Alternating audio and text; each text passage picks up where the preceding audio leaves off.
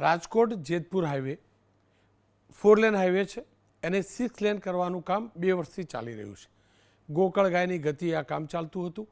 અનેક પ્રકારની જટિલતાઓ હતી. 30 ફ્લાયઓવર બ્રિજમાંથી માત્ર 4 જ બ્રિજ અત્યાર સુધી બન્યા હતા. ડેડ લાઇન પૂરી થઈ રહી હતી. લોકો જબરજસ્ત હેરાન થઈ રહ્યા હતા. સૌરાષ્ટ્રમાં ખાસ કરીને ગીર સોમનાથ જવું હોય, સોમનાથ દાદાના દર્શને જવું હોય, પોરબંદરે જવું હોય, દ્વારકા જવું હોય, તમામ લોકો હેરાન થતા હતા. લાંબો ટ્રાફિક જામ થતો હતો.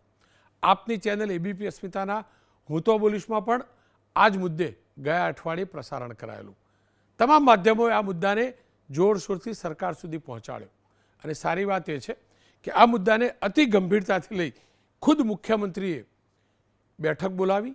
ન માત્ર હાઈવે ઓથોરિટી પણ એ તમામ એજન્સીઓને બોલાવી જે હાઈવેનો એક્સપાન્શન માટે અથવા તો 6 લાઇનનો કરવા માટે જેમની પરમિશન જરૂર હતી તમામને બોલાવ્યા અને અલ્ટિમેટમ આપ્યું છે હાઈવેનું કામ સત્વરે પૂરું કરવાનું. આવો સાંભળી લઈએ હાઈવે ઓથોરિટીના, નેશનલ હાઈવે ઓથોરિટીના આ પ્રોજેક્ટના મેનેજરે શું કહ્યું છે. हाँ देखिए 29 अगस्त को हमारा सीएम साहब के साथ में एक प्रोजेक्ट कोऑर्डिनेशन मीटिंग हुआ जहाँ प्रोजेक्ट में जो भी डिफिशियंसी आ रही है उसमें डिफरेंट डिपार्टमेंट से जैसे गुजरात गैस था, GWIL, RMC, गेटको एंड रेवेन्यू डिपार्टमेंट. तो प्रोजेक्ट में कुछ ब्रिजेज में हमको स्टार्ट करने में वाटर पाइपलाइन जा रहा है, उसको शिफ्ट करना है, लैंड कहाँ अवेलेबिलिटी है, वो सब चीज़ के बारे में डिस्कस किया गया. और सीएम साहब ने सभी डिपार्टमेंट्स को डायरेक्शन दिया है कि भाई तुरंत से तुरंत 1 महीने या जो भी पॉसिबल टाइम है उसमें सारी लाइन्स को शिफ्ट करें. और गेटको की जो लाइन्स है उसमें भी खूब सारे हमारे ब्रिजेज का काम हेल्ड अप है.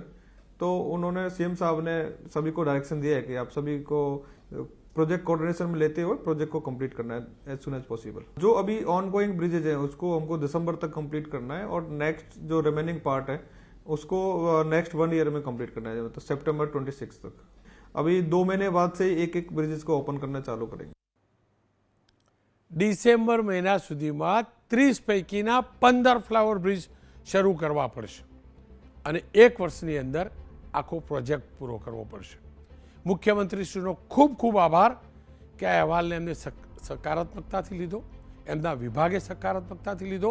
તમામની બેઠક બોલાવી, જે પણ અવઢણો હતી પરમિશનની લોકલ ઓથોરિટી સાથેની એ પણ દૂર થઈ. અપેક્ષા રાખું છું, આશા રાખું છું મુખ્યમંત્રીના આદેશનું સત્વરે પાલન થાય અને સત્વરે હાઈવેની ગતિથી, એક્સપ્રેસ હાઈવેની ગતિથી આ હાઈવેનું નિર્માણ થાય અને 6 લેન હાઈવે સત્વરે બને, જેના કારણે લોકોનો સમય બચે, પેટ્રોલ ડીઝલનો વેડફાટ વ્યય બચે, સાથે જ પોલ્યુશન ઘટે.